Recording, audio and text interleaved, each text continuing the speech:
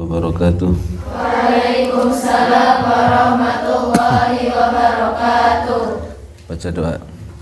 Bismillahirrahmanirrahim. Nawaitu ta'aluma wa ta'lima wa tadakkura wa tadhkira wa naf'a wal intifa'a wal ifadata wal istifadata wal ista'adata masuki bi kitabillahi wa sunnati rasulih sallallahu alaihi wasallam wa du'a ilal huda wa dilalata alal khairi ibtigha'a mardatihi wa qurbihi wa sawabihi wa husnil khatimah ma'al lutfil afiyah wa salatil akibah wa ila hudatin Nabi Mustafa Muhammadin sallallahu alaihi wasallam wa alihi wa ashabihi wa dhurriyyatihi wa tabi'in wa tabi'in usulihim wa furihim wal muntasibina ilaihim ajmain. Suma ila sadatina Abi Bakr wa Umar Uthman wa Ali wal Hasan wal Husain wa Fatimah Zahra wa Khadijah al-Kubra wa Asyad ar-Radha wa azwaj Rasulillah sallallahu alaihi wasallam wal muhajirin wal ansar wal mujahidin fi sabil ajmain.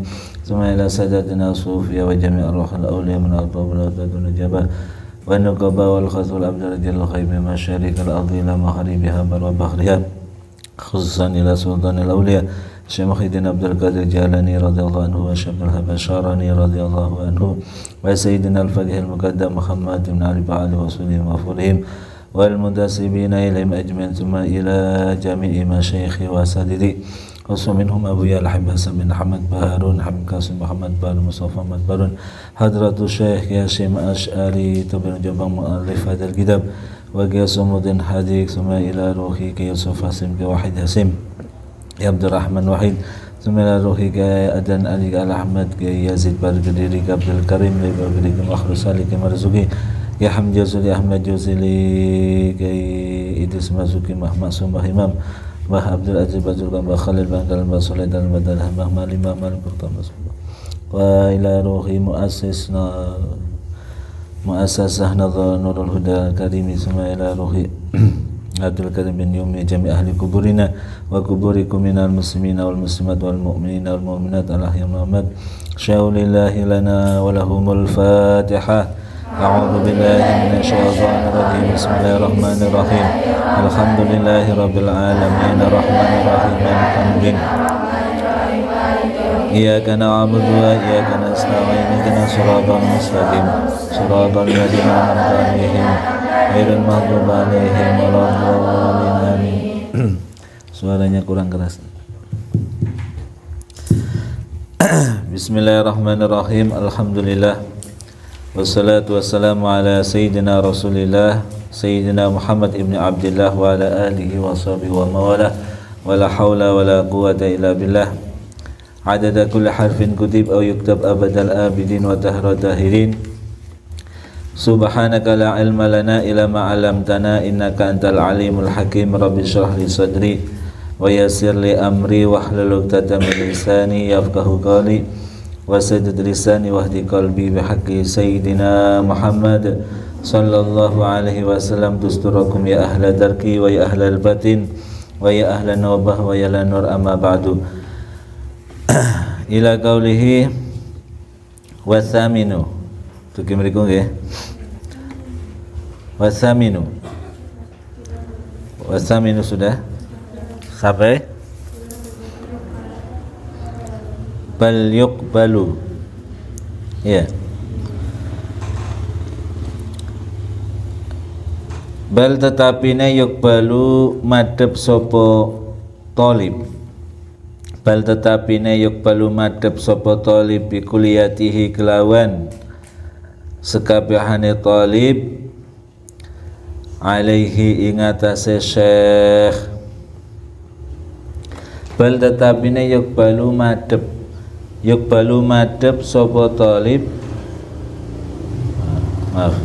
bal tetapine yuqbilu madhep sapa talib bi kulliyatihi kelawan sekabehane talib alaihi ingatase syekh musghian hale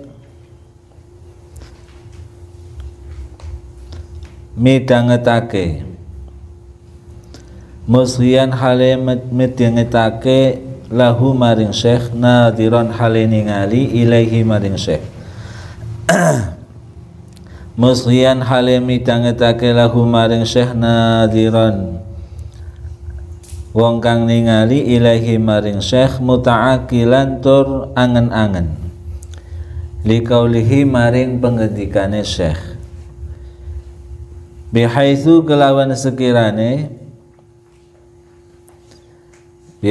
kelawan sekirane la yukhwijuhu orang ngajatake sapa talib hu ing syekh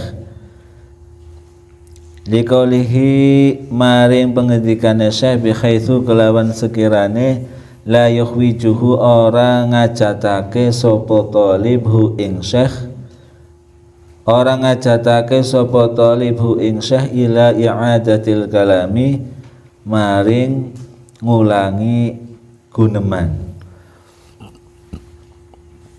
ila i'adatil kalami maring ngulangi guneman marotan kelawan ambalan saniyatan kang kaping pindho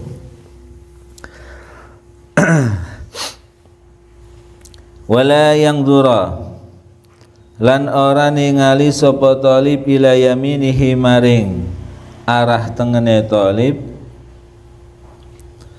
au yasarihi utawa arah kiwane talib au yasarihi utawa arah kiwane talib au fawqahu utawa dhuwure talib li ghairi hajatin krana liyane hajat li ghairi hajatin krana liyane hajat wala siyama apa maneh inda bahtihi ing dalem nalikane bahasi syekh wala siyama apa maneh inda bahtihi ing dalem nalikane bahasi syekh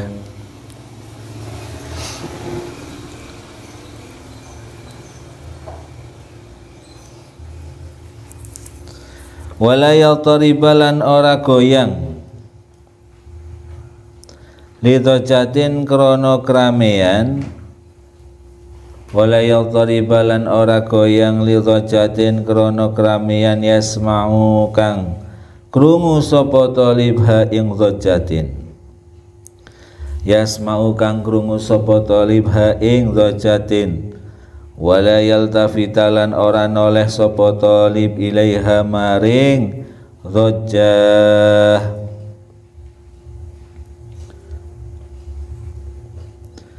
wala yang fildalan ora ngipatake sapa talib kumaihi ing lengen klambi lorone talib ing lengen klambi lorone talib wala yang fidhalan orang ngipatake sapa talib kumaihi ing lengan klambi lorone talib wala yahsiro lan ora buka sapa talib andiraihi saking astone talib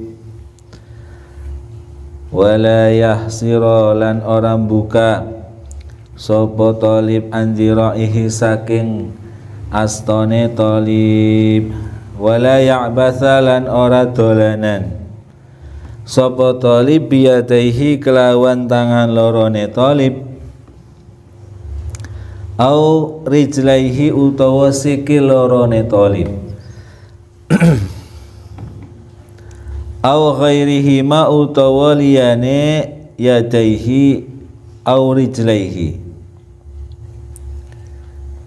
wala yabasalan ora dolanan sapa talib biyadaihi kelawan tangan lorone talib au rijlaihi utawa sikil lorone talib au ghairihi ma utawa liyane yadaihi au rijlaihi min a'dha'ihi saking anggotane talib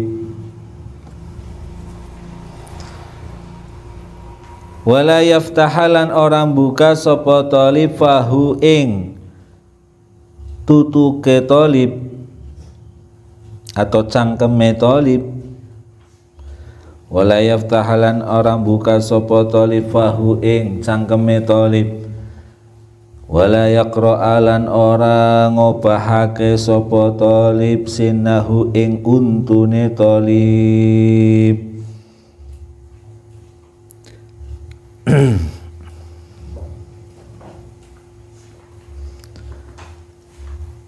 Wala yadribalan orang mukul sapa talib al ardha ing bumi, wa nahwahalan padane ardha birohatihi kelawan tapak tangane talib. Wala yadribalan orang mukul sapa talib al ardha ing bumi, wa nahwahalan padane ardha birohatihi kelawan tapak tangane talib, au bi asabihi utawa kelawan piro-piro driji tangane talib. Wala yusabbika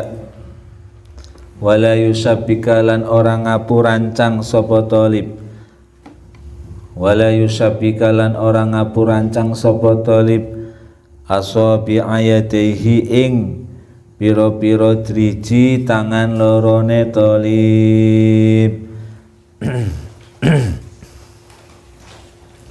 Ing piro-piro driji tangan lorone talib. Wala ya'bathalan ora dolanan sapa talib, wala ya'bathalan ora dolanan sapa talib bi izarihi kelawan sarunge talib, wa nahwihi lan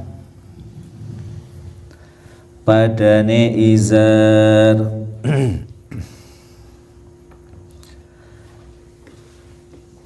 Masih di dalam bab yang menerangkan tentang etika atau adab seorang santri atau seorang murid kepada gurunya. Sekarang kita masuk ke adab yang ke-8. Kemarin sudah dijelaskan bahwasanya seorang santri ketika duduk di depan gurunya harus dengan adab, harus dengan sopan santun. Seperti contohnya ka'an yahthwa ala rukbatayhi aw yajlisa kata syahud hayru annahu la yadha'u yadayhi ala fakhidayhi.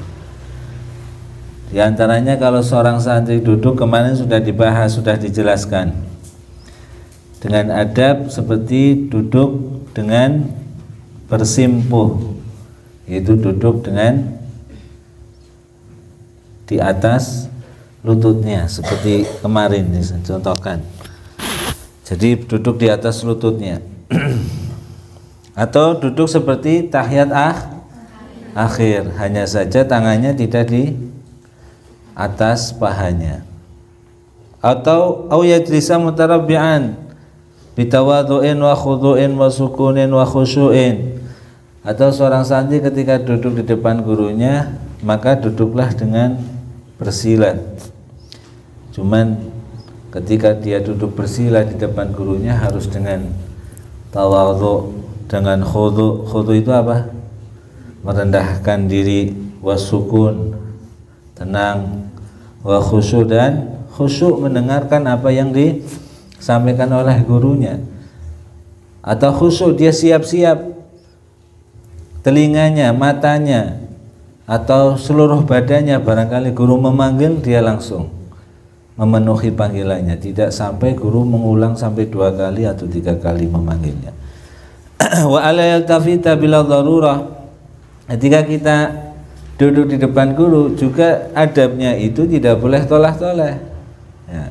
Kita sering kalau ngaji, kalau pas belajar di sekolah itu kita sering duduknya toleh-toleh, kadang jawil-jawilan sama temennya. Kalau nggak jawil-jawilan sama temennya kadang tidur ya. Toleh-toleh saja nggak boleh, apalagi tidur. Kita lihat ke atas nggak boleh, kita lihat ke kanan nggak boleh. Benar-benar seorang santri itu di hadapan gurunya itu bagaikan seorang patung ya. Itu adabnya seperti itu. Ini yang menjelaskan bukan saya, tetapi yang menjelaskan Mbah Hasyim Asy'ari sesuai dengan apa yang dibaca dan dipelajari Mbah Hasyim Asy'ari dari beberapa kitab. Kalau kita melihat historinya kitab Adabul Alim Al Muta'alim ini kan dikarang oleh Mbah Hasyim Asy'ari karena banyaknya seorang santri itu salah di dalam belajar. Banyaknya seorang santri itu mendapatkan ilmu tapi ilmunya nggak manfaat. Banyak seorang santri itu membutuhkan bagaimana sih ilmunya orang ngaji itu bagaimana.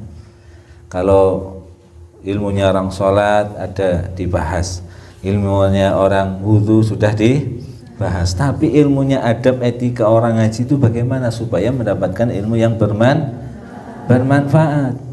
Kenapa kita nggak melihat dan mempelajari sejarahnya Imam Syafi'i, Imam Malik, Imam Ahmad bin Hanbal dan imam-imam yang lainnya? Kenapa kok kita nggak melihat sejarah mereka? Kenapa kok mereka mendapatkan ilmu yang begitu barokah? Bukan hanya manfaat tapi berkah. Apa sih kuncinya? Setiap sesuatu pasti ada kuncinya. Betul apa tidak? Orang kok tahu-tahu kita lihat sukses pasti ada kuncinya. Suksesnya apa? Oh mungkin karena baktinya dia sama orang tua. Oh mungkin karena doanya orang tua. Bisa jadi karena baktinya dia sama orang tua, sabarnya dia mengurus orang tua, baktinya dia sama orang tua, akhirnya Allah memberikan kesuksesan dia di dunia dan di akhirat. Bukan hanya sukses tapi hartanya berkah. Dia gunakan untuk bangun masjid, dia gunakan untuk nyumbang pondok, dia gunakan untuk membantu orang fakir miskin, yatim piatu. Itu karena baktinya dia sama orang tua sehingga dia jadi orang sukses. Nah, kalau kita melihat sejarah orang-orang sukses itu membaca baik di berita maupun di media sosial, kita melihat banyakkan mereka itu mengungkapkan, saya itu sukses karena doa orang tua. Saya itu sukses karena dulu bakti sama orang tua. Orang tua lagi sakit saya rawat sampai dia meninggal dunia dan dia ridho sama saya. Akhirnya mungkin Allah Subhanahu wa taala sebab ridhonya orang tua kita, orang tuanya dia itu tadi, akhirnya Allah memberikan kesuksesan di dalam masalah duniawinya. Bukan hanya sukses tapi berkah rezekinya seperti tadi. Bantu anak orang fakir miskin, kalau ada orang membutuhkan dia itu punya empati. Kadang orang kaya tapi nggak punya empati kan banyak sekali. Udah masa bodoh lulu gua kan kayak gitu. Tapi ada orang kaya yang benar-benar kalau melihat orang nggak mampu itu berempati hatinya, akhirnya membantu.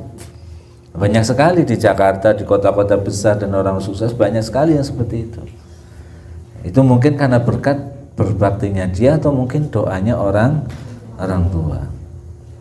Makanya setiap segala sesuatu itu ada kuncinya. Kenapa kok Imam Syafi'i kok sukses? Kenapa Imam Syafi'i kok alim? Kenapa Imam Syafi'i kok ilmunya barokah sehingga dipelajari jutaan umat Islam? Itu pasti ada kuncinya. Kuncinya itu yang harus kita cari.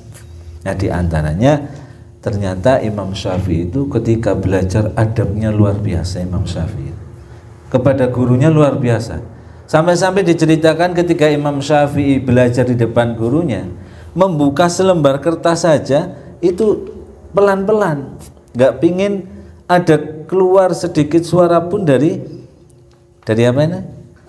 Dari kertasnya, sampai pelan-pelan bukanya. Kalau ini kan masih ada suaranya ini. Imam Syafi'i benar-benar hati-hati di depan gurunya Imam Malik ketika belajar. Buka selembar kertas kitabnya aja hati-hati Imam Syafi'i.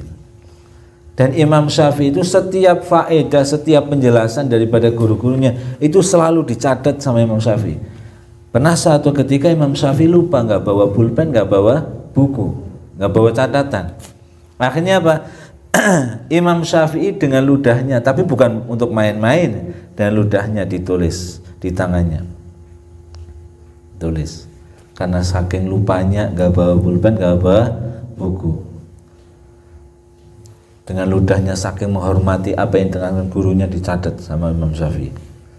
Apa yang diterangkan sama gurunya tidak ada sedikit pun yang meleset, dicatat semua Imam Syafi'i. Nanti setelah sampai di kamarnya Imam Syafi'i diulangi lagi, dicatat lagi. Imam Syafi'i yang cerdasnya luar biasa, yang jenisnya luar biasa, tidak meremehkan dengan apa yang diterangkan oleh seorang guru. Adabnya luar biasa. Begitu juga Imam Malik radhiyallahu anhu. Imam Malik gurunya Imam Syafi'i itu kalau ditanya sebuah hadis, ada orang tahu-tahu datang tanya tentang hadis, nggak langsung dijawab sama Imam Malik. Kenapa? Imam Malik masuk dulu ke dalam rumahnya, mandi dulu, mandi sunnah.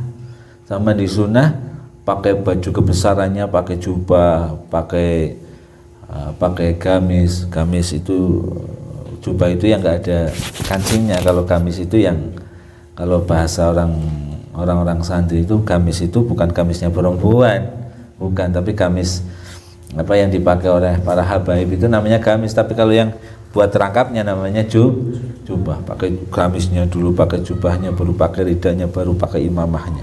Imamah, udeng-udeng itu bahasa Arabnya apa? Imamatun. Orang sholat pakai imamah dengan orang sholat gak pakai imamah itu pahalanya lebih banyak orang pakai imamah, 70 kali lipatnya. Seperti orang bersiwak. Kalau orang sholat, sebelum sholat dia siwakan, itu pahalanya 70 kali lipat. Kamu sholat sunnah 2 rakaat tapi pakai siwak, sedangkan saya sholat 70 rakaat gak pakai siwak, maka pahalanya lebih banyak kamu, lebih baik kamu yang hanya 2 rakaat tapi memakai siwak daripada saya 70 rakaat tidak memakai siwak. Itu fadilahnya siwak, seperti yang pernah saya terangkan itu. Itu sholat pakai imamah juga seperti itu. Jadi pahalanya lebih berlipat ganda orang memakai imamah. Dan imamah itu ada sanadnya sampai dengan Rasulullah Sallallahu Alaihi Wasallam. Orang pakai imamah itu pakai udeng-udeng gak sembarangan. Orang pakai jubah, orang pakai rida itu sorban, itu gak sembarangan, ada sanadnya. Nah kalau semuanya pakai sanad, itu yang kita rasakan berbeda dengan yang hanya ikut-ikutan saja pakai imamah udeng-udeng, pakai rida, pakai anu. Bahkan seorang perempuan pakai cadar pun ada sanadnya, sampai dengan Sayyidatuna Fatimah, sampai dengan Sayyidatuna Khadijah radhiyallahu anha. Itu ada sanadnya. Jadi cadar itu bukan budaya. Cadar itu adalah syariatnya Rasulullah SAW. Karena umat-umat terdahulu itu tidak memakai cadar mereka, ya, tidak memakai kerudung. Jadi umat-umat terdahulu tidak seperti itu. Nah itu kerudung menutup aurat itu syariatnya Rasulullah Shallallahu Alaihi Wasallam. Makanya pernah saya jelaskan kalau kita seutuh-utuhnya ikut Imam Syafi'i, nah, maka seyogyanya sebenarnya kita harus pakai cadar. Karena Imam Syafi'i itu auratnya perempuan di luar sholat itu seluruh tubuhnya. Kalau Imam Syafi'i auratnya perempuan itu seluruh tubuhnya. Kalau auratnya perempuan di dalam sholat seluruh tubuhnya kecuali muka dan telapak tangan. Tapi kalau Imam Syafi'i di luar sholat seluruh tubuhnya. Itu. Nah, kenapa kok kita orang Indonesia kok di luar sholat tetap sama seperti di dalam sholat?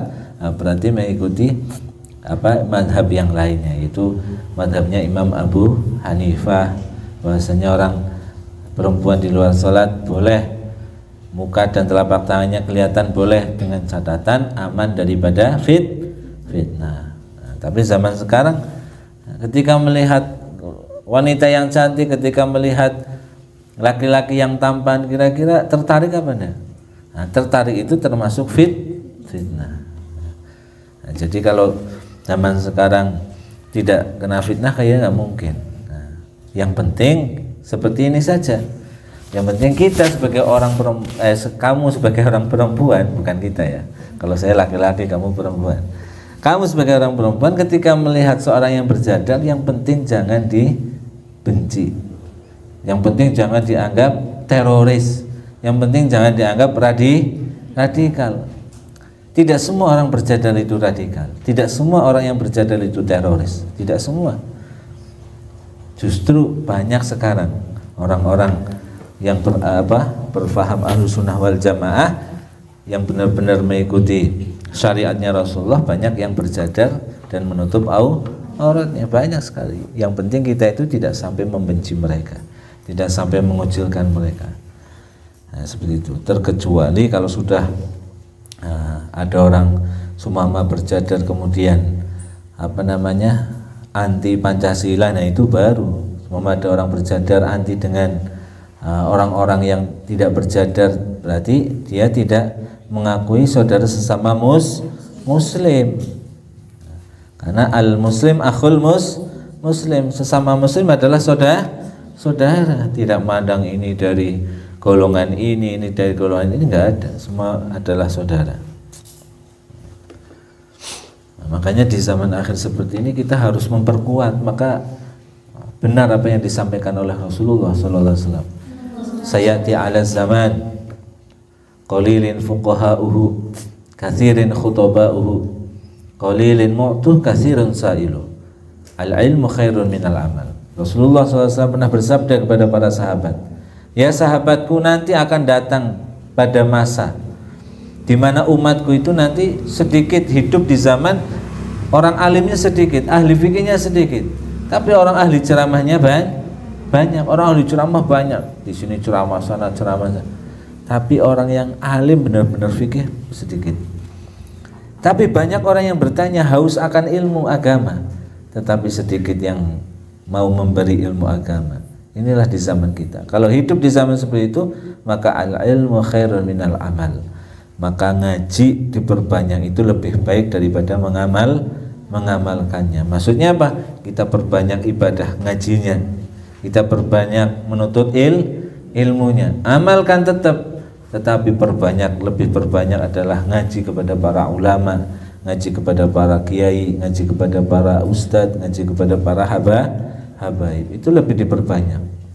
Karena semakin banyak pengetahuan, maka kita tidak akan mudah dibohongi oleh aliran-aliran atau golongan-golongan yang ingin merusak agama Islam. Nah, itu banyak orang-orang yang dicuci otaknya, orang yang banyak diselewengkan agamanya karena kurangnya pemahaman terhadap syariat agama Islam. Nah, kembali lagi pada pembahasan, kenapa mereka para alim ulama itu seperti Imam Al-Arba'ah, Imam Syafi'i, Imam Malik, Imam Abu Hanifah, Imam Ahmad bin Hanbal, ilmunya bermanfaat dan barokah karena begitu besarnya mereka mengagungkan dan menerapkan tentang akhlak terhadap gurunya. Makanya kita harus tahu, dan di sini diterangkan oleh Mbah Hasyim Asy'ari, dan Mbah Hasyim Asy'ari pun seperti itu kepada Mbah Khalil Bangkalan, kepada guru-gurunya. Mbah Hasyim Asy'ari apa yang diperintahkan gurunya nggak pernah dibantah. Semua Hasyim Asy'ari, kamu uji jaran, nggak pernah. Kenapa kok saya harus uji jaran? Kenapa saya nggak ngaji? Nggak pernah Hasyim Asy'ari. Apa yang diperintahkan Mbah Khalil Bangkalan selalu dituruti, selalu dijalankan. Selagi itu tidak melanggar syariat, tapi nggak mungkin melanggar syariat. Karena karena Mbah Khalil Bangkalan seorang waliullah. Nah, Mbah Hasyim Asy'ari diceritakan lebih banyak mencuci jarannya Mbah Khalil Bangkalan. Nah, karena mungkin Mbah Khalil Bangkalan melihat Mbah Hasyim Asy'ari sudah alim, tetapi barokahnya sering mencuci dan takzimnya Mbah Hasyim Asy'ari dengan perintah gurunya itu tadi. Mbah Hasyim Asy'ari pernah bermimpi bertemu Imam Malik, bertemu Imam Syafi'i, bertemu Imam Ahmad bin Hanbal, bertemu Imam 4 itu tadi. Dan seolah-olah di dalam mimpi itu Mbah Hasyim Asy'ari belajar sama mereka, sama Imam Abu Hanifah sekian tahun, sama Imam Malik sekian tahun, sama Imam Syafi'i sekian tahun, sama Imam Ahmad bin Hanbal sekian tahun. Sampai-sampai suatu ketika Mbah Khalil Bangkalan ini didatangi oleh seorang kiai. Nah, kiai ini ingin cari mantu. Ya. Nah, makanya tepat ini kalau ada orang ingin cari mantu, ya datang aja ke pondok. Ya. Banyak mantu-mantu yang soleh dan solehah insyaallah. Nah ini ingin cari mantu sama Mbah Khalil Bangkalan. Oh ya ada. Kalau kamu ingin cari mantu sesuai dengan apa yang kamu harapkan, ada. Nanti saya panggil. Akhirnya dipanggil sama Mbah Khalil Bangkalan. Nah waktu itu Mbah Hasyim Asy'ari masih dalam keadaan bajunya kotor, dalam keadaan tidak layak seperti santri lah. Ibaratnya seperti seorang petani. Nah, karena habis nyuci jaran, sibuknya Mbah Hasyim Asy'ari, khidmahnya luar biasa sama Mbah Khalil. Ketika dipanggil nggak ya dandan dulu seperti kita ya. Kalau kita dipanggil kan dandan dulu, pais dulu ya, mandi dulu. Kalau Mbah Hasyim Asy'ari enggak, dipanggil kiai langsung ngadep. Ketika ngadep, wonten napa Mbah Khalil? Sudah, kamu berdiri sini saja. Ini besok kamu mau saya nikahkan dengan si putri kiai ini. Mbah Hasyim Asy'ari kaget. Tapi karena beliau itu taatnya sama kiai sam'an wa ta'atan, akhirnya tidak membantah sama sekali. Sam'an wa ta'atan, apa yang diperintah gurunya sudah sam'an wa ta'atan. Nah kiainya ini bingung. Kenapa bingung? Ya memang kadang orang itu salahnya itu sering melihat casingnya, melihat luarnya tapi tidak melihat dalamnya. Ini Mbah Hasyim Asy'ari datang masih dalam keadaan pakaiannya lusuh, pakaiannya kotor, wajahnya belum mandi, belum apa. Dikiranya, loh, kok Mbah Khalil Bangkalan menikahkan putri saya, ini putrinya Ning ini, putrinya Kiai, kok dinikahkan dengan orang ibaratnya orang-orang seperti petani, seperti pembantu. Karena Mbah Khalil Bangkalan ini waliullah. Maka Mbah Khalil Bangkalan ini mengerti apa yang ada dalam isi hati si kiai tersebut. Ya Pak Kiai, jangan khawatir kalau saya salah memilih, coba nanti kalian jenengan lihat besok, nanti saya tes di depan jenengan. Akhirnya besok datanglah waktu ditesnya Mbah Hasyim Asy'ari. Mbah Hasyim Asy'ari dites kitab ini, tes kitab ini, tes kitab ini, semuanya bisa dijawab sama Mbah Hasyim Asy'ari detail sampai tergaleng-galeng. Ini kiainya, ini belajarnya di mana, ini belajarnya kayak apa, padahal setiap hari hanya disuruh untuk mencuci kuda, mencuci jarang. Akhirnya Mbah Hasyim Asy'ari ini Mbah Khalil Bangkalan ini kalau tidak salah menceritakan kepada Kiai Fulan, ya Kiai Fulan, ini Mbah Hasyim Asy'ari ini sudah belajar dengan imam-imam 4 itu selama 40 tahun. Selama, kaget, bagaimana belajarnya 40 tahun? Padahal umur beliau pada waktu itu tidak mungkin belajar sama imam ini 40 tahun. Ternyata belajarnya di dalam mimpi. Alam mimpi dengan alam kita nyata ini berbeda waktunya. Itu karena barokah daripada seorang guru. Nah, kalau kita hanya membaca seperti ini masih ringan ini. Kalau kita balik lagi dengan sejarahnya ulama-ulama terdahulu, lebih berat lagi cara takzimnya kepada gurunya. Nah, kalau di sini kan hanya dijelaskan kalau kita duduk depan gurunya, kalau enggak bersimpuh ya duduk seperti tahiyat akhir, kalau enggak duduk seperti tahiyat akhir ya bersila, tapi duduknya dalam keadaan apapun dengan tawadhu, dengan tenang, dengan khudu', dengan khusyuk. Wa alla yaltafita bila dhurrah, jangan noleh-noleh kalau enggak ada terpaksa. Kalau enggak terpaksa jangan noleh. Lihat. Bal yuqbilu bi kulli alaihi musghiyan lahu nadiran ilaihi muta'aqilan liqaulihi. Tapi harus madhep secara totalitas. Dengarkan, telinganya disiapkan, matanya terjaga, diperhatikan keterangan gurunya demi keterangan gurunya, telinganya mendengarkan, muta'aqilan apa ini? Pikirannya jangan melayang-layang. Kadang ada orang belajar, kadang pandangannya kalau dilihat seolah-olah seperti memperhatikan, tapi padahal pikirannya melayang-layang. Ada mikirin jemuran, ada mikirin nanti jajannya apa, ada yang mikirin nanti pikirannya melayang-layang tapi dia pandangannya lurus, tapi sebenarnya dia lagi melamun. Itu banyak yang terjadi seperti itu, banyak. Kalau pas ngaji atau pas lagi belajar ngelamun gini, pandangannya kosong bahasanya lah, tapi sebenarnya pikirannya kemana-mana ini. Ya, pikirannya nggak libur-libur, ini gimana ini? Kok liburnya tanggal 3? Ini termasuk, ini kadang kayak gitu ini, seolah-olah. Maka ada istilah wujuduhu ka'adamihi, adanya dia itu seperti tidak adanya dia. Seolah-olah dia itu ada lagi ngaji, tapi sebenarnya dia jiwanya tidak di tempat ngaji, ada melayang-melayang ke sana. Nah, Ada yang seperti itu apa enggak? Banyak apa enggak? Banyak. Kamu pernah seperti itu enggak?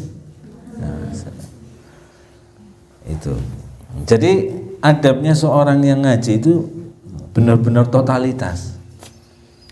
Jadi pikirannya fokus, matanya fokus, telinganya fokus, hatinya fokus dengan apa yang diterangkan oleh gurunya.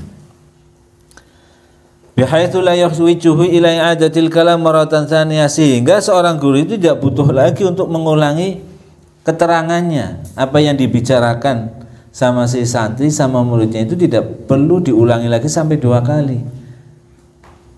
Makanya kadang kalau pengen ngetes, dia itu belajarnya ngelamun apa enggak, dites. Kalau pas ditanya, "Nopo Pak Guru?" Nah, kalau ditanya minta diulangi lagi berarti tadi ngelamun. Tapi kalau pas ditanya langsung menjawab, itu berarti tandanya dia fokus, khusyuk pas belajarnya. Wala yanzuru ila yaminihi aw yasari aw fawqahu li ghairi hajatin wala siyama inda ba'dihi. Dan ketika seorang murid ada di hadapan seorang guru, jangan menoleh ke kanan, jangan menoleh ke kiri, jangan melihat ke atas tanpa adanya hajat.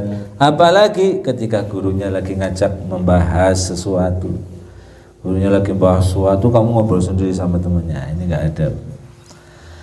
Wala yatariba li dhajatin yasma'uha wala tafita ilaiha wala yanfidu kumaihi wala yahsira an diraihi. Dan ketika ada keramaian yang terjadi, sumama kamu lagi ngaji di musola ini, di sana ada pawai lewat, ada drum band, wadah kamu ya cuek. Jangan kepo, mayoritnya siapa sih, kira-kira yang nabuh bassnya siapa, jangan kepo, siapa sih yang lewat. Jadi kalau seumpama kita pas lagi ngaji, adabnya seorang santri pas lagi ngaji dengan gurunya, atau seorang siswa atau seorang siswi sedang ngaji atau sedang belajar di sekolah, ada keramaian, dicuekin keramaiannya. Seolah-olah kalau dia itu menoleh, kalau dia memperhatikan yang lewat, kalau dia memperhatikan pawai yang lewat, berarti seolah-olah ilmu itu lebih rendah daripada pawai. Seolah-olah pawainya lebih berharga daripada ilmunya. Gambarannya gini nih, gambarannya. Contoh gambaran gampangnya. Kamu dikasih uang sama saya 10 juta. Allahumma amin. Ya amin dulu dah. Barangkali saya dapat ya, uang miliaran siapa tahu. Kamu tak kasih uang sama saya 10 juta. Kira-kira kalau ada 2.000 yang jatuh, kamu noleh sama yang 2.000 apa yang 10 juta? Nih sumama contoh nih. Ini uang 10 juta ini numpuk di depan sini.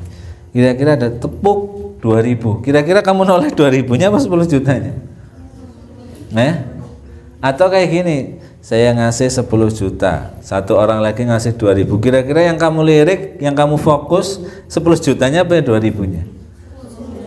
10 jutanya. Begitu juga ketika kita ngaji, ada pawai lewat, ada rame-rame lewat. Karena yang kita ngaji ini ilmu itu warasatul anbiya, warisannya para nabi, berharga dan sangat menyebabkan seorang itu menjadi mulia. Jadi ilmu itu lebih baik daripada yang lewat. Nah, ketika kamu sudah merasakan ilmu itu lebih baik daripada yang lewat, ilmu itu lebih berharga daripada yang lewat, maka walaupun kamu pas lagi ngaji ramenya kayak apa, kamu nggak akan memperhatikan. Itu ibaratnya seperti itu. Pernah terjadi di pondok saya Darul Hawa Dakwah, pas waktu ada tamu dari Hadramaut, kalau tidak salah Al-Habib Abu Bakar Al-Adni, ngaji halaqah Hadramiyah. Halaqah itu seperti ini namanya halaqah. Dan masjid masih direnovasi, ada lantai 2, ada lantai 3, dan belum ada apa itu, kalau setiap lantai ada pengaman, belum ada pengamannya. Ini pas lagi ngaji seperti ini, tahu-tahu yang namanya santri kalau ngaji mesti ngantuknya, ya, kan gitu. Kenapa mbak? Rasa nggak? Pernah? Ini di dalam santri yang ngantuk itu ngaji di lantai 2 dan belum ada pengamannya, lihatnya ke bawah. Tanpa dia sadar, saking ngantuknya jatuh ke bawah dari lantai 2. Masya Allah. Jatuh ke bawah. Gerobak dari lantai 2 ini berapa meter saja nih, lagi ngantuk ya, lagi mendengarkan keterangannya karena bawah udah penuh semuanya, akhirnya ke lantai 2. Tapi lantai 2 belum ada pengaman karena masih direnovasi, belum dipasang pengamannya. Akhirnya pas lagi ngaji langsung dia jatuh ke bawah. Masya Allah, itu kepala bocor, darahnya keluar. Ini sama Al-Habib Abu Bakar Adi ini bilang, "Syuf, limadza anta taltafit ilal wara?" Lihat, kenapa kalian badannya ke belakang? Ini lebih mulia daripada yang jatuh. Bahasanya gitu. Ini lebih mulia daripada, maksudnya apa? Yang jatuh sudah ada yang ngurusin, kamu tinggal memperhatikan itu. Lihat mulianya ilmu itu, sampai segitunya para ulama mengagungkan padahal orang jatuh kan wajib ditolong, tapi karena sudah ada yang nolong, yang tidak menolong silahkan kembali lagi memperhatikan itu, saking luar biasanya ya. Para ulama-ulama kita itu kenapa kok ilmunya itu berkah-berkah? Karena seperti itu, pengagungannya terhadap ilmu itu totalitas, tidak setengah-setengah. Kalau kita kan setengah-setengah. Nah, nggak seperti yang kemarin saya ceritakan, para kiai, para habaib beli mobil yang mahal-mahal itu bukan karena untuk mewah-mewahan, bukan karena untuk bangga-banggaan, tapi karena untuk menghormati ilmu. Kalau seorang kiai, punya habib, punya mobil yang mewah, maka ilmunya akan dihargai oleh orang, walaupun tidak semua orang melihat dari mobilnya. Tidak semua, kadang memang benar-benar ikhlas dari lubuk hatinya, oh dia seorang ulama, dia seorang kiai, dia seorang habaib, saya muliakan. Itu kadang seperti itu. Tapi ada saat-saat tertentu kita membutuhkan seperti itu, membutuhkan titel untuk dakwah, membutuhkan fasilitas untuk dakwah, memang butuh. Seperti contohnya kita mau diundang ke universitas yang mana di situ ada profesor, doktor. Kalau kita nggak punya titel, kadang diremehkan, kadang. Tapi kalau kita punya titel doktor, profesor, kita ngisi di acara universitas-universitas, itu akan masuk ilmunya karena mereka mengakui bahwasanya kita punya titel. Memang ada perlu ya, kita belajar sampai kuliah itu untuk sarjana, itu sebenarnya untuk menyebarkan ilmu. Itu salah satu contoh ya. Bukan berarti nanti kalau kamu pas lagi ngaji ada orang ketabrak kamu biarin cuekin, ini lebih mulia, bukan kayak gitu.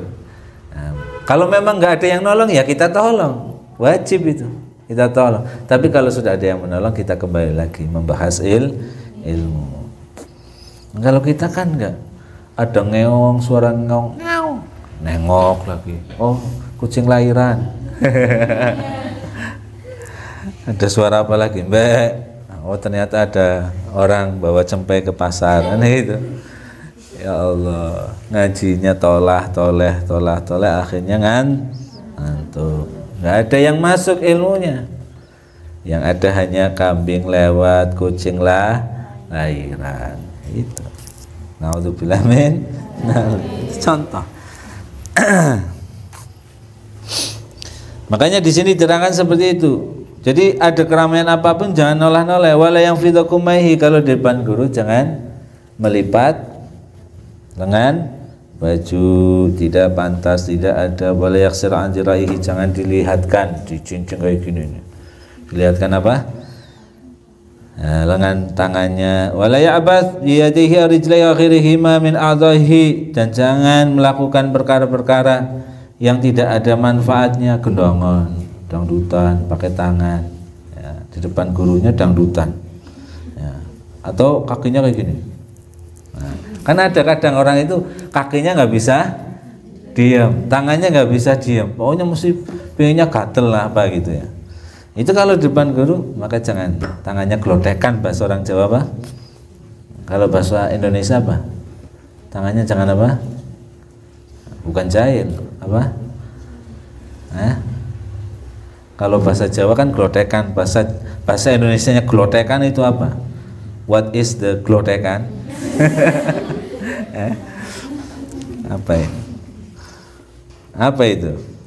Apa yang bisa membahasa Indonesia kan glotekan? Apa? Tabuhan lah. Jadi tangannya yang diam, tangannya yang anteng. Wala yaftafahu, ketika di depan guru jangan angop, jangan buka mulutnya. Angop depan gurunya, nggak ada. Apalagi habis makan pete, baunya kemana-mana itu. Ya. Kalau Mbah Surip enak, tak gendong kemana-mana. Ini baunya yang kemana-mana, bukan orangnya kemana-mana. Wala yakra'sinahu, dan jangan sampai dibahas sama Hasyim Asy'ari. Ya Allah, luar biasanya. Dan jangan sampai kita mainan gigi. Kadang ada orang apa mungkin saking jenuhnya akhirnya mainan gigi tangan nggak main, mulutnya nggak main, giginya dimainkan, digretek-gretekan. Makanya diobah-obahkan sampai biasanya bersuara. Wala yatarib, jangan memukul bumi. Ya, tangannya udah nggak glotekan. Ya, kadang kayak gini juga. Ya, ini juga termasuk tidak ada birohatihi, dengan telapak tangannya depan gurunya, au bi asobi, atau dengan jari jemari. Ya Allah, seperti ini saja nggak boleh, ini nggak adab maksudnya. Apalagi yang lebih daripada itu. Ya, perinci sekali bahasa Asy'ari, saking takdimnya dengan wala yusabik asobi yadahi, dan jangan ngapurancang itu tasbik itu seperti ini tasbik. Jadi di mana turunnya rahmat kita tidak boleh tasbih. Tasbih itu menolak rahmat. Sebagaimana ketika Rasulullah Shallallahu Alaihi Wasallam mendoakan dua Umar, antara Umar bin Khattab dengan Umar bin siapa itu? Abu Jahal. Namanya Umar bin siapa saya lupa. Ya Allah, kuatkanlah Islam ini dengan salah satu Umar atau dengan dua Umar. Tapi ketika hidayah itu mau diturunkan ke Abu Jahal dalam keadaan seperti ini, ngapurancang. Akhirnya hidayahnya nggak jadi diturunkan Abu Jahal, diturunkan kepada Sayyidina Umar bin Khattab. Jadi menolak rahmatnya Allah. Maka ciri-cirinya orang itu banyak masalahnya, banyak beban pikirannya, itu sering ngapurancang tasbih.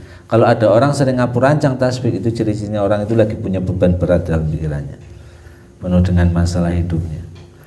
Nah, itu makanya jangan sering ngapurancang.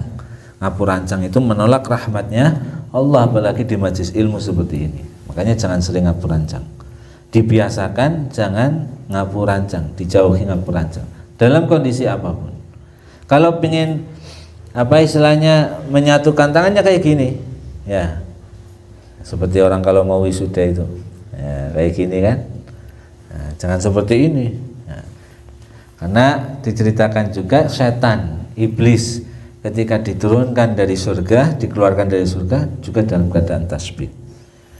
Makanya makruh hukumnya ngapurancang di tempat-tempat turunnya rahmatnya Allah. Dan jangan juga main-mainan dengan sarungnya, seperti di kuel-kuel apa di apa.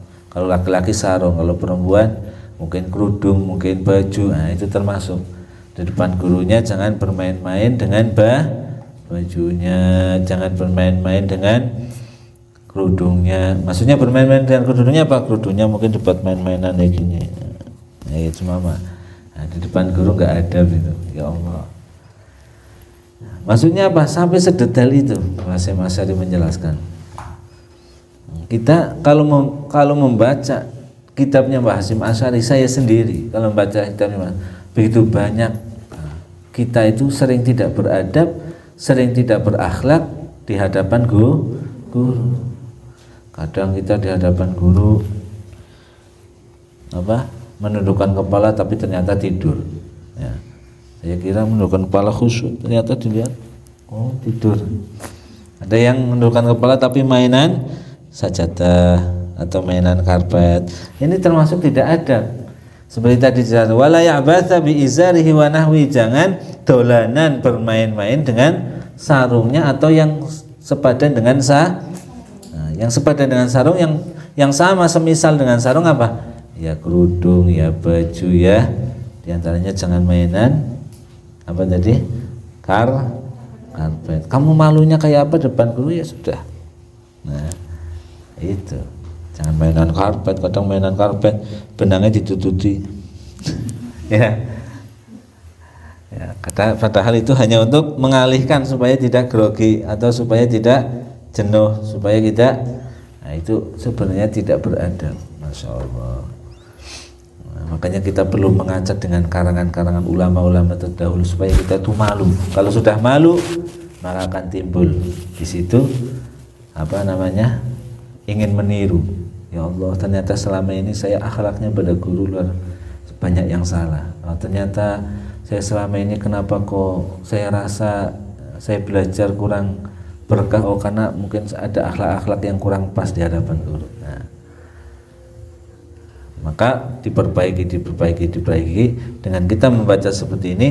Semoga Allah Subhanahu wa taala memberikan hidayah kepada kita semuanya untuk bisa mengamalkan. Allahumma amin. Dan yang seperti ini hanya dijelaskan di pesantren.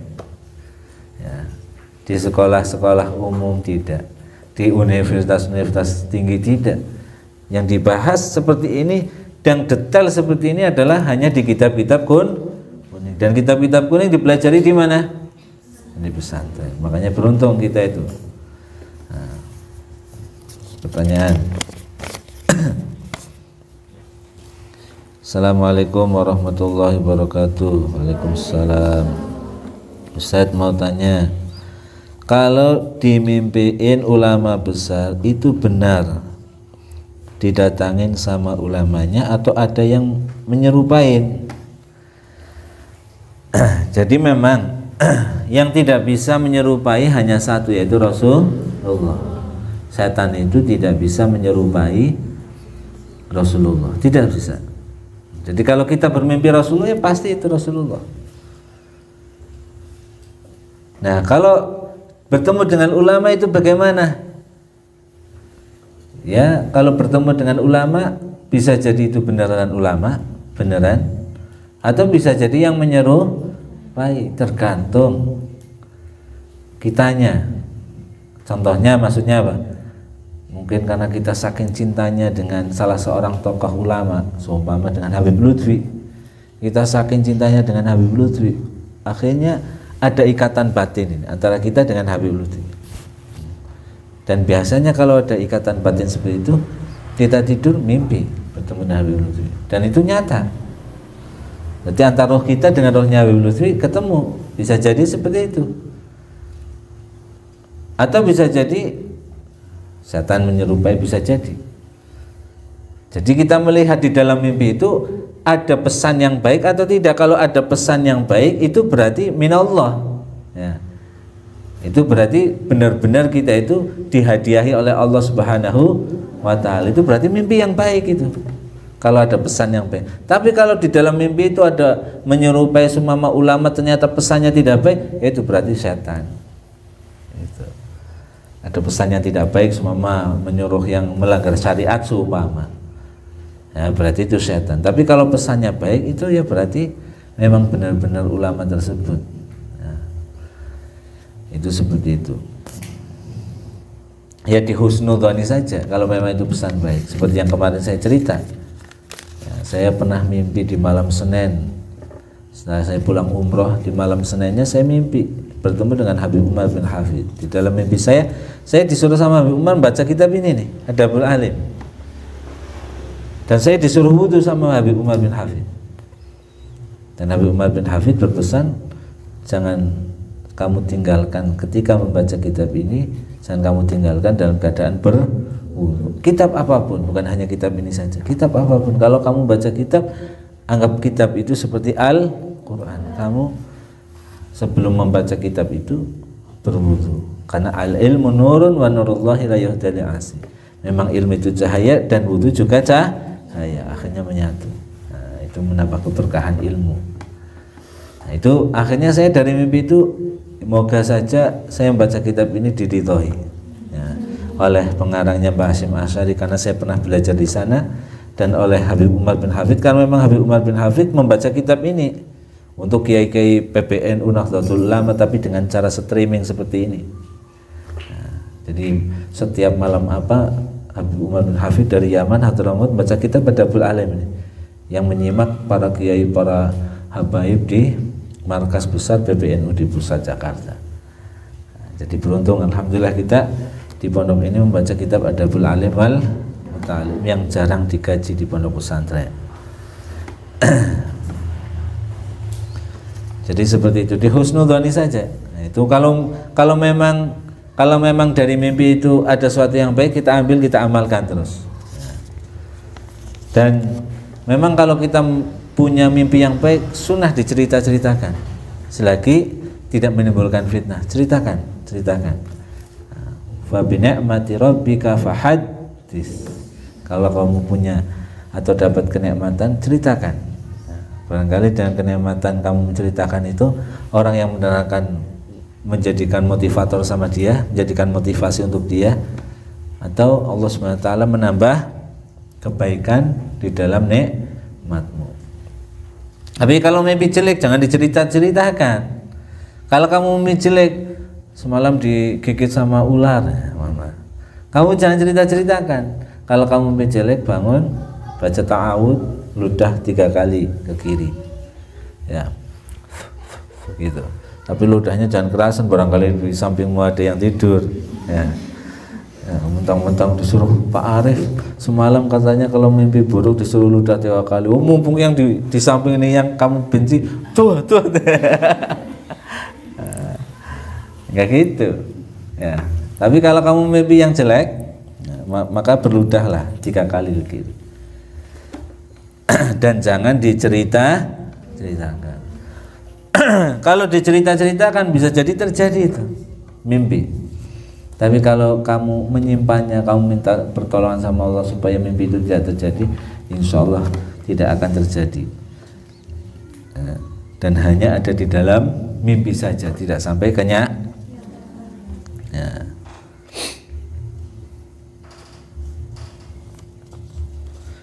Kan katanya nah ini, orang yang meninggal dalam keadaan melahirkan katanya mati syahid. Nah, kalimat katanya ini harus sering dihilangkan, ini harus dihilangkan ya. Sebagai seorang santri jangan katanya lagi. Nah, jadi gimana kalau mau tanya yang mantap, orang yang meninggal dalam keadaan melahirkan mati syahid, namanya syahid akhirat. Orang mati dalam keadaan sakit perut juga mati syahid. Orang mati dalam keadaan kerubuhan, kejatuhan, puing-puing bangunan juga mati syahid. Orang mati dalam keadaan ngaji mati syahid. Orang yang wafat diwafatkan dalam keadaan beribadah juga mati syahid. Banyak orang mati syahid, tapi namanya syahid akhirat. Kalau yang syahid dunia akhirat, yang perang dengan orang kafir, itu namanya syahid akhirat. Tapi kalau anak yang dilahirkan tersebut hasil berzina atau berhubungan tidak sah, itu gimana Ustaz? Apakah melahirkannya ini termasuk mati syahid atau tidak? Ya, ini pintar juga ini yang tanya ini. Ya. Jadi kalau orang itu wafat dalam keadaan melahirkan, semuanya mati syahid. Semuanya mati syahid. Baik itu yang dilahirkan anak halal, maksudnya hasil hubungannya halal, maupun yang dilahirkan anak yang bukan dari yang halal. Karena kan anak itu hasil zinanya dia. Anak itu hasil zina. Masa orang perempuan mau mengalihkan supaya dia tidak melahirkan, kan tidak mungkin. Dia seumpama menggugurkan. Kalau menggugurkan sampai dia mati, itu baru matinya mati seperti bunuh diri, berarti berdosa. Tapi kalau dia menjaga janinnya walaupun dari hasil zina sampai dia melahirkan, berarti dia berjuang untuk menjaga anaknya yang ada di dalam kandungan. memang zinanya berdosa besar. Orang zina itu setengah imannya hilang sampai dia tobatan nasuha. Dan orang yang zina itu tidak akan merasakan nikmatnya ibadah sampai dia bertobat kepada Allah Subhanahu wa ta'ala. Dan orang yang zina itu bukan hanya diadab di akhirat, di dunia pun sudah diadab sama Allah Subhanahu wa ta'ala. Di samping imannya hilang, kemudian kenikmatan dalam beribadah tidak ada, kemudian hidupnya susah, tidak akan jadi orang kaya kalau orang pernah zina. Naudzubillah min, hidupnya susah, mesti ekonominya susah. Kalau orang itu zina, ekonominya susah. Naudzubillah min dzalik. Coba, terkecuali orang itu tobatan nasuha. Oh ada Ustaz, itu orang zina tapi kok jadi orang kaya. Nah, itu namanya istidraj. Istidraj itu apa? Seolah-olah seperti kenikmatan, tapi sebenarnya itu bukan suatu kenikmatan, tapi untuk menambah azabnya dia nanti di akhirat. Kecuali dia tobatan nasuha. Kalau orang sudah tobatan nasuha, pasti diterima oleh Allah Subhanahu wa ta'ala. Tapi jangan coba-coba, apalagi ini zamannya luar biasa di dalam pergaulan. Kalian harus menjaga benar-benar pergaulan kalian. Nah, kalau tidak menjaga maka akan terlena. Naudzubillah min, terjun ke dalam dunia seperti itu. Orang pacaran banyak, ya, yang hamil di luar nikah, orang pacaran banyak, perilakunya seperti suami istri. Naudzubillah min. Kita prihatin sebagai seorang santri yang pernah mondok, yang dididik oleh guru-guru kita dengan syariat-syariatnya Rasulullah, prihatinnya luar biasa. Bukan hanya prihatin, tapi sakit hatinya luar biasa dan kasihannya luar biasa. Kenapa kok sakit hati? Kenapa sakit hati? Karena seolah-olah itu berarti dia menyakiti hatinya Rasulullah. Rasulullah itu setiap hari Kamis itu dipertontonkan amalan-amalan kita. Fulanah binti Fulanah amalnya seperti ini, Fulanah binti Fulanah amalnya seperti ini. Dipertontonkan umatnya Rasulullah itu setiap hari Kamis dipertontonkan amalnya.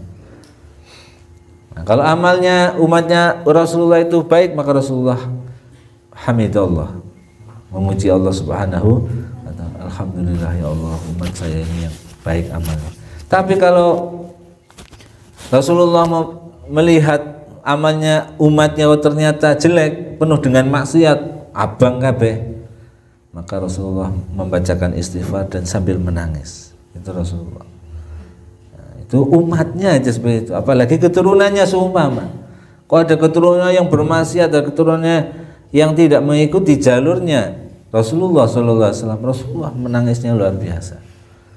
Nah, makanya pernah ada seorang soleh namanya Al-Qadhi Abdullah Al-Baghdadi. Al-Qadhi Abdullah Al-Baghdadi ini suatu ketika bermimpi, dan di dalam mimpi melihat Rasulullah SAW dalam keadaan pucat. Orang pucat seperti orang khawatir, bukan ketakutan tapi orang khawatir, seperti seorang ibu yang kehilangan anaknya, khawatir, wajahnya pucat. Nah, Rasulullah wajahnya pucat, sedih, menangis. Dan ketika ditanya oleh Al-Qadhi Abdullah ini, ya Rasulullah, kenapa engkau wajahmu kelihatan sedih, pucat seperti itu? Maka Rasulullah menjawab, umatku pada malam hari ini meninggal sejumlah 1.500 orang, tapi yang wafat dalam keadaan membawa iman hanya 3 orang. Dari 1.500 orang yang meninggal dalam keadaan membawa iman hanya 3, berarti yang sisanya tidak membawa iman. Naudzubillah min. Maka Rasulullah menangis. Kemudian Al-Qadhi Abdullah Al-Baghdadi ini juga menangis. Ya Rasulullah, bagaimana dengan umatmu yang masih hidup? Mereka bagaimana selamat? Yang 1.500 orang aja yang wafat bawa iman, yang mengucapkan la ilaha illallah hanya 3. Berarti yang 1.497 ini 1.497 ini berarti nggak membawa iman ya Rasulullah. Bagaimana dengan umatmu yang masih hidup ya Rasulullah, supaya selamat, supaya mereka itu bisa wafat dalam keadaan bawa iman? Maka Rasulullah memberikan amalan namanya Dzikrul Jalalah. Namanya apa? Dzikrul Jalalah. Nah, kalian pingin apa dapat zikrul jalalah ini. Dan Rasulullah mengatakan siapa yang mengamalkan dan mendawamkan serta menyebarkan zikrul jalalah ini, maka akan mendapatkan perhatian saya, akan mendapatkan perhatian Rasulullah SAW, dan wafat dalam keadaan husnul khatimah. Apa itu zikrul jalalah? Nah, siapa yang baca di setiap pada asar dan setiap pada subuh, la ilaha illallah al-mawjudu fi kulli zaman. Ditulis. Pernah saya bagi apa enggak? Pernah ya? Nah, itu diperbanyak lagi.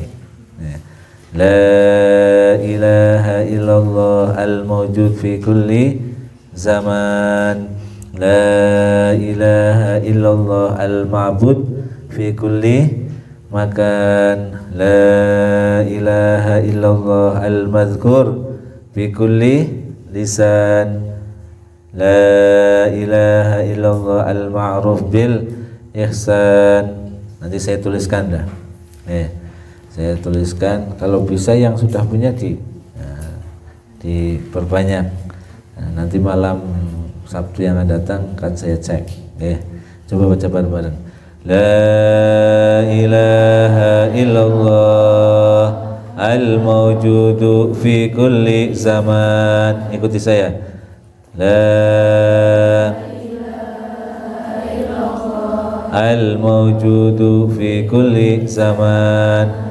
La ilaha illallah al-ma'budu fi kulli makan. Saya dulu baru kamu. La ilaha illallah al-mawjudu fi kulli zaman. La ilaha illallah al-ma'budu fi kulli makan. La ilaha illallah al-madhkuru bi kulli lisan. La ilaha illallah al-ma'rufu bil ihsan. La ilaha illallah kulla yawmin huwa fi sya'nin. Kulla yawmin huwa fi sya'nin. La ilaha illallah al-aman. Al-aman min zawalil iman wa min fitnati syaitan. Ya qadimal ihsan kam laka alaina. Kam laka alaina min ihsan. Ihsanukal qadim. Ya Hannan Ya Mannan Ya Rahim Ya Rahman Ya Ghafur Ya Ghaffar. Ighfir lana Ighfir lana Ighfir lana warhamna wa anta khairur rahimin. Wa sallallahu ala sayyidina Muhammadin wa ala alihi wa sahbihi wa sallam. Alhamdulillahi rabbil alamin. Saya ijazahkan kepada kalian semua zikrul jalah ini sebagaimana saya dapat ijazah dari Ustaz Thayyib, guru saya waktu saya belajar di Bali Kediri. Saya ijazahkan kepada kalian semua, dan saya dapat ijazah ini juga dari Al-Habib Husain As-Sekaf Gresik. saya ijazahkan kepada saya sebagaimana saya dapat ijazah dari guru saya. Kalau ijazah ini sahih, semoga Allah menerimanya. Saya ijazahkan, qabiltu, saya ucapkan qabiltu ijazah. Kalau dapat ijazah diucapkan cepat-cepat, nah, jangan disuruh saya terima ijazahnya gitu. Ya, ini enggak sembarangan ijazah ya. Karena zikrul jalalah ini jarang dikenalkan kecuali di kalangan-kalangan para kalangan-kalangan habaib atau kalangan kiai-kiai yang dekat dengan habaib. Nah, karena ini zikrul jalalah itu memang hanya orang-orang tertentu yang mengetahui sejarahnya dan mengerti daripada cerita kenapa kok ada zikrul jalalah ini. Dan ini memang harus disebarkan. Nah, semoga bermanfaat. Nanti jadwal saya lagi, tolong yang sudah punya diperbanyak, difotokopi. Jadi intinya dari pertanyaan yang terakhir tadi, insya Allah orang yang meninggal dalam keadaan melahirkan, insya Allah meninggalnya dalam keadaan syahid. Yang dihukumi bukan melahirkannya, zinanya, tapi yang dihukumi perbuatan zinanya itu tadi, yang berdosa. Tapi melahirkannya kan akibat dari dosanya ini tidak ikut-ikutan. Ya. Jadi melahirkannya tetap dia melihatnya dalam keadaan syahid karena karena menjaga janinnya itu tadi. Tapi zinanya mendapatkan dosa besar, dan kalau tidak bertobat sampai akhir hayatnya, maka bisa jadi dia akan mendapat azab yang sangat pedih di dalam neraka. Naudzubillah min. Maka benar-benar jaga iman Islam kalian semuanya, semoga kita selamat di dunia maupun akhirat. Allahumma amin. Ala hadina wa lakum sallallahu bisul Fatihah. A'udzu billahi minasyaitonir rajim. Bismillahirrahmanirrahim. Alhamdulillahil alamin arrahmanir rahim maliki yaumiddin. Iyyaka na'budu wa iyyaka nasta'in ihdinas siratal mustaqim siratal ladzina an'amta 'alaihim ghairil maghdubi 'alaihim waladdallin amin. Ya Rabbana tarafna bi annana tarafna wa annana asrafna 'ala ladha asrafna fatub 'alaina taubatan sir li kulli hauba wastur lana aradi wa aminir raati wa firli walidina rabbi wa mauludina wal ali wal ikhwani wasairil hilani wa kullu di mahabba au jiratin asaba wal muslimina ajma amin ya rabbi isma falau wajuda manna la bi'tisabi minna bil mustafa rasulina bi kulli suli salla wa salam rabbi alaihi antal habbi wa alihi wa wasabi ala subi walhamdulillahi fil badi wa tanahi subhana rabbika rabbil izzati amma yasifun wa salamun alal mursalin walhamdulillahi rabbil alamin. Ya Allah biha, ya Allah biha, ya Allah bi husnil khatimah. Ya Allah biha, ya Allah biha, ya Allah bi husnil khatimah. Ya Allah biha, ya Allah biha, ya Allah bi husnil khatimah. Subhanakallahumma wa bihamdika asyhadu an la ilaha illa anta astaghfiruka wa atubu ilaik. Shallu ala Nabi Muhammad. Wal afu minkum. Wassalamualaikum warahmatullahi wabarakatuh. Waalaikumsalam warahmatullahi wabarakatuh. Monggo silakan. Duluan.